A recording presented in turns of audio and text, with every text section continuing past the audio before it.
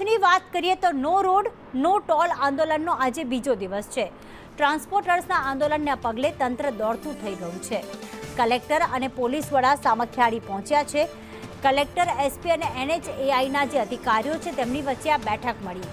Transport પ્રતિનિધિ એકતા મંડળના હોદ્દેદારો સાથે બેઠક કરવામાં આવી છે। ગઈકાલે પણ એક બેઠક મળી હતી જે નિષ્ફળ નીવડી હતી, જેમાં કોઈ નિષ્કર્ષ નહોતો આવ્યો।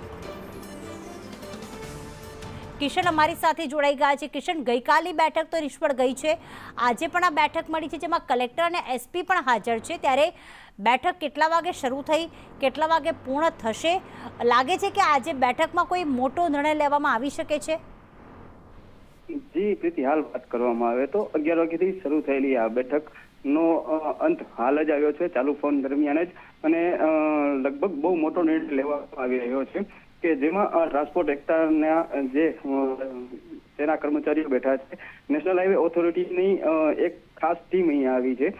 તે ટીમ વચ્ચે અને ટ્રાન્સપોર્ટર વચ્ચે બેઠક છે। આ બેઠક કચ્છ કલેક્ટર અને પૂર્વ કચ્છ પોલીસ વડા સાગર બાગમાર પણ હાજર રહ્યા હતા। આ બેઠકનો હાલ અંત આવી ગયો છે અને બંને વચ્ચેની જે નિર્ણય છે તે નિર્ણય ઓન પેપર પ્રિન્ટ થવાના આરે છે।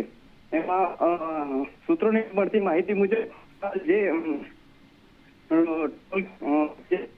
કરશે તે આગામી 15 સુધી ટોલ ન લેવો તેવો નિર્ણય પસાર થઈ શકે છે।